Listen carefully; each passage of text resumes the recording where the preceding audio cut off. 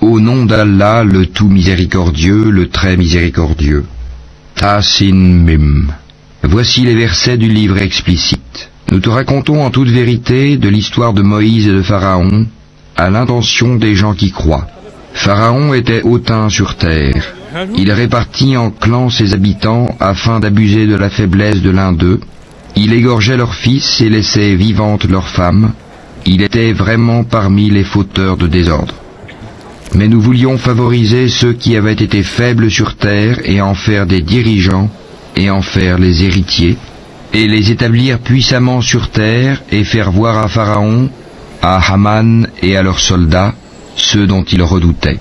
Et nous révélâmes à la mère de Moïse ceci: allaite-le, et quand tu craindras pour lui, jette-le dans le flot, et n'aie pas peur, et ne t'attriste pas, nous te le rendrons, et ferons de lui un messager. Les gens de Pharaon le recueillirent pour qu'il leur soit un ennemi et une source d'affliction. Pharaon, Haman et leurs soldats étaient fautifs. Et la femme de Pharaon dit: cet enfant réjouira mon œil et le tien, ne le tuez pas, il pourrait nous être utile, ou le prendrons-nous pour enfant? Et il ne pressentait rien. Et le cœur de la mère de Moïse devint vide. Peu s'en fallut qu'elle ne divulguât tout, si nous n'avions pas renforcé son cœur pour qu'elle restât du nombre des croyants. Elle dit à sa sœur: suis-le. Elle l'aperçut alors de loin sans qu'il ne s'en rende compte. Nous lui avions interdit auparavant le sein des nourrices.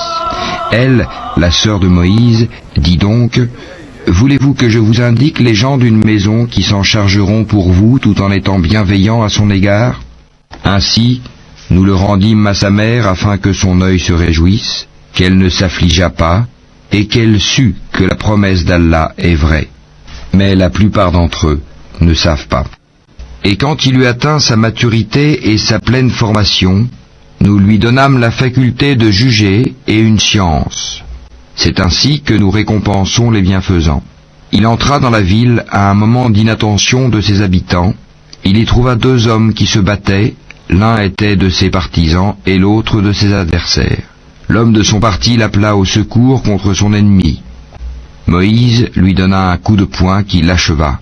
Moïse dit: cela est l'œuvre du diable, c'est vraiment un ennemi, un égareur évident. Il dit: Seigneur, je me suis fait du tort à moi-même, pardonne-moi. Et il lui pardonna. C'est lui vraiment le pardonneur, le miséricordieux. Il dit: Seigneur, grâce aux bienfaits dont tu m'as comblé, jamais je ne soutiendrai les criminels. Le lendemain matin, il se trouva en ville, craintif et regardant autour de lui, quand voilà que celui qui lui avait demandé secours la veille l'appelait à grands cris. Moïse lui dit: tu es certes un provocateur déclaré.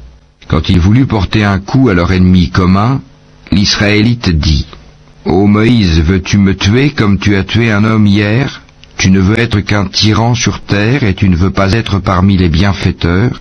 Et c'est alors qu'un homme vint du bout de la ville en courant et dit: Ô Moïse, les notables sont en train de se concerter à ton sujet pour te tuer. Quitte la ville, c'est le conseil que je te donne. Il sortit de là craintif, regardant autour de lui. Il dit: Seigneur, sauve-moi de ce peuple injuste. Et lorsqu'il se dirigea vers Madian, il dit: Je souhaite que mon Seigneur me guide sur la voie droite. Et quand il fut arrivé au point d'eau de Madian, il y trouva un attroupement de gens abreuvant leurs bêtes, et il trouva aussi deux femmes se tenant à l'écart et retenant leurs bêtes. Il dit: Que voulez-vous? Elles dirent: Nous n'abreuverons que quand les bergers seront partis, et notre père est fort âgé. Il abreuva les bêtes pour elles, puis retourna à l'ombre et dit: Seigneur, j'ai grand besoin du bien que tu feras descendre vers moi. Puis l'une des deux femmes vint à lui, d'une démarche timide, et lui dit: Mon père t'appelle pour te récompenser pour avoir abreuvé pour nous. Et quand il fut venu auprès de lui, et qu'il lui eut raconté son histoire, le vieillard dit: N'aie aucune crainte, tu as échappé aux gens injustes.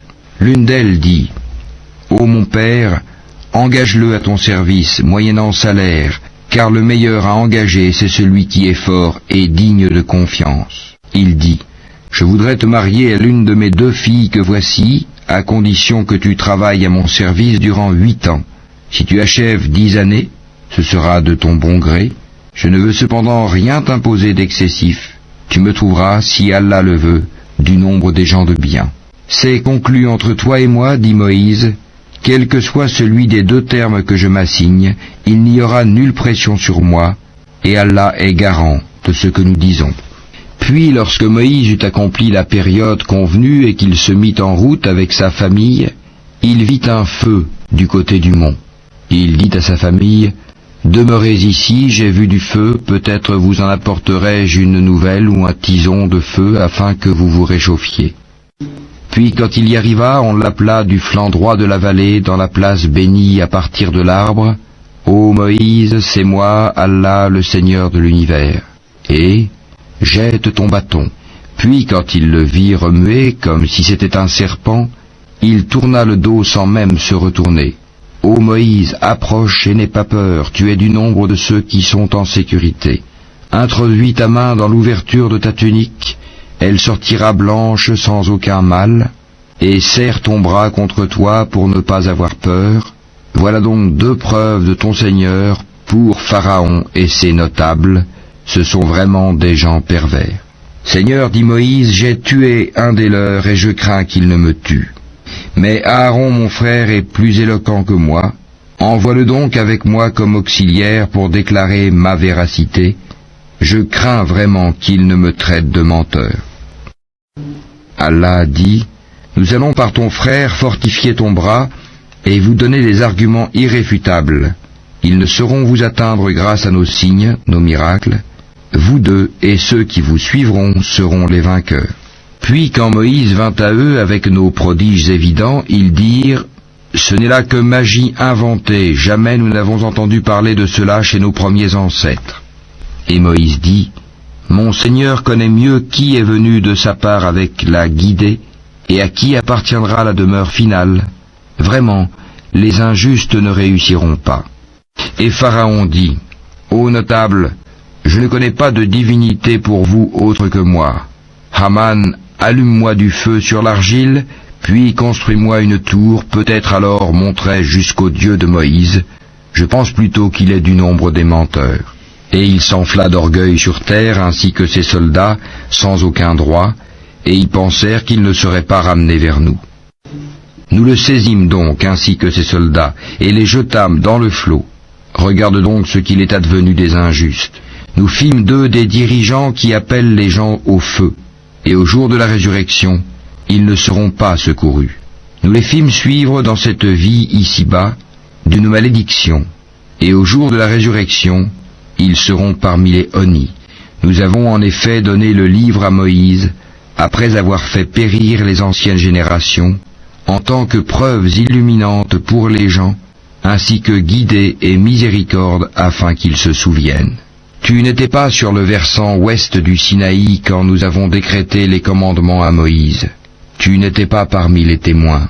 Mais nous avons fait naître des générations dont l'âge s'est prolongé. Et tu n'étais pas non plus résident parmi les gens de Madian leur récitant nos versets. Mais c'est nous qui envoyons les messagers. Et tu n'étais pas au flanc du mont Thor quand nous avons appelé. Mais tu es venu comme une miséricorde de ton Seigneur pour avertir un peuple à qui nul avertisseur avant toi n'est venu, afin qu'ils se souviennent. Si un malheur les atteignait en rétribution de ceux que leurs propres mains avaient préparés, ils diraient, « Seigneur, pourquoi ne nous as-tu pas envoyé un messager ?» Nous aurions alors suivi tes versets, et nous aurions été croyants.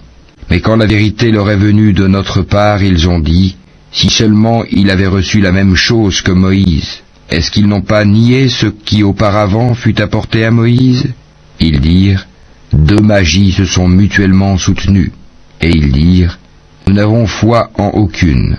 Dis-leur, apportez donc un livre venant d'Allah qui soit meilleur guide que ces deux-là, et je le suivrai si vous êtes véridiques. Mais s'ils ne te répondent pas, sache alors que c'est seulement leur passion qu'ils suivent, et qui est plus égaré que celui qui suit sa passion sans une guidée d'Allah. Allah vraiment ne guide pas les gens injustes. Nous leur avons déjà exposé la parole, le Coran, afin qu'ils se souviennent. Ceux à qui, avant lui, le Coran, nous avons apporté le livre, y croient. Et quand on le leur récite, ils disent, nous y croyons. Ceci est bien la vérité émanant de notre Seigneur. Déjà avant son arrivée, nous étions soumis. Voilà ceux qui recevront 2 fois leur récompense pour leur endurance, pour avoir répondu au mal par le bien, et pour avoir dépensé de ce que nous leur avons attribué. Et quand ils entendent des futilités, ils s'en détournent et disent « À nous nos actions et à vous les vôtres, paix sur vous, nous ne recherchons pas les ignorants. » Toi, Mohammed, ne dirige pas celui que tu aimes, mais c'est Allah qui guide qui il veut. Il connaît mieux cependant les bien guidés.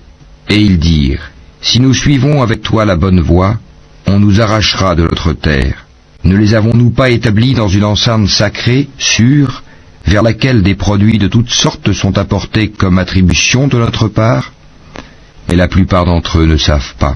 Et combien avons-nous fait périr de cités qui étaient ingrates, alors que leurs habitants vivaient dans l'abondance, et voilà qu'après eux leurs demeures ne sont que très peu habitées, et c'est nous qui en fûmes l'héritier. Ton Seigneur ne fait pas périr des cités avant d'avoir envoyé dans leur métropole un messager pour leur réciter nos versets. Et nous ne faisons périr les cités que lorsque leurs habitants sont injustes.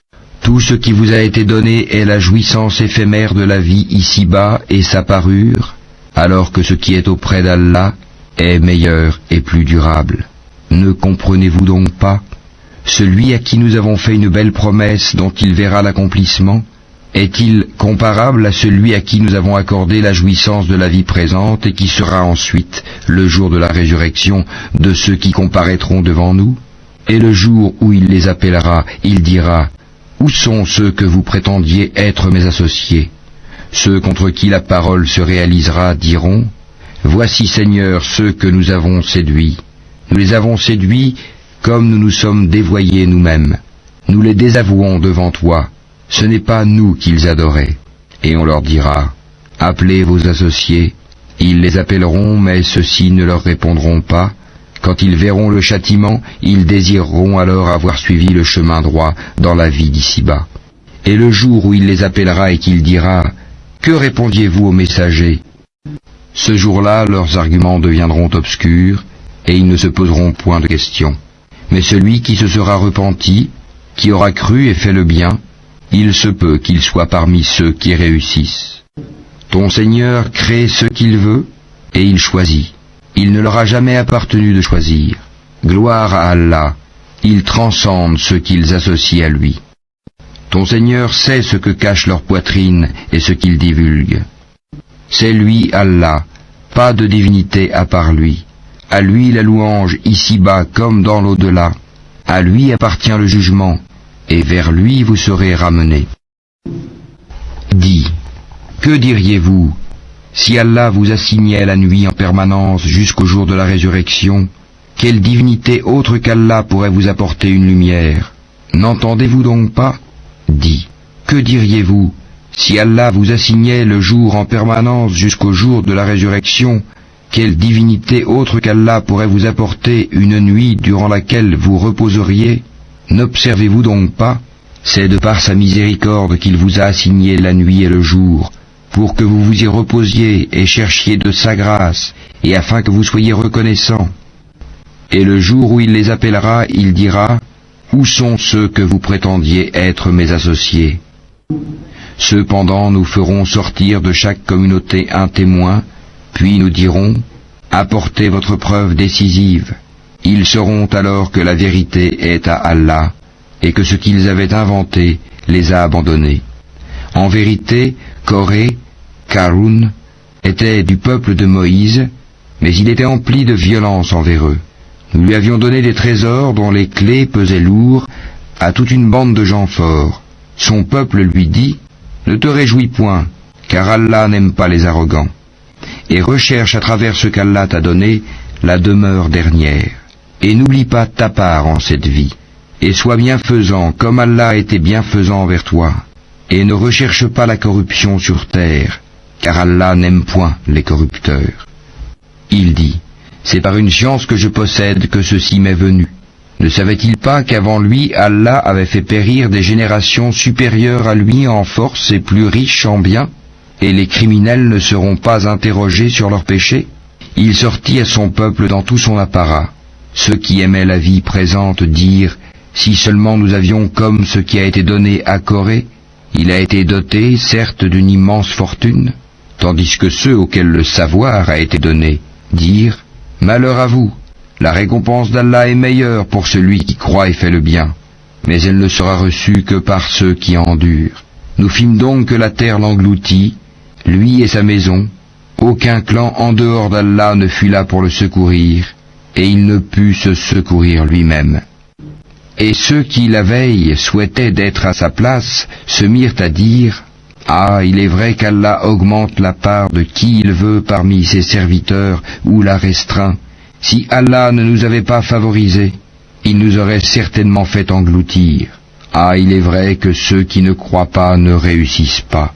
Cette demeure dernière, nous la réservons à ceux qui ne recherchent ni à s'élever sur terre, ni à y semer la corruption. Cependant, l'heureuse fin appartient aux pieux. Quiconque viendra avec le bien aura meilleur que cela encore, et quiconque viendra avec le mal, qu'il sache que ceux qui commettront des méfaits ne seront rétribués que selon ce qu'ils ont commis. Celui qui t'a prescrit le Coran te ramènera certainement là où tu souhaites retourner. Dis, mon Seigneur connaît mieux celui qui a apporté la guidée et celui qui est dans un égarement évident. Tu n'espérais nullement que le livre te serait révélé. Ceci n'a été que par une miséricorde de ton Seigneur. Ne sois donc jamais un soutien pour les infidèles, et que ceux-ci ne te détournent point des versets d'Allah, une fois qu'on les a fait descendre vers toi. Appelle les gens vers ton Seigneur, et ne sois point du nombre des associateurs. Et n'invoque nulle autre divinité avec Allah, point de divinité à part lui. Tout doit périr sauf son visage. À lui appartient le jugement, et vers lui vous serez ramenés.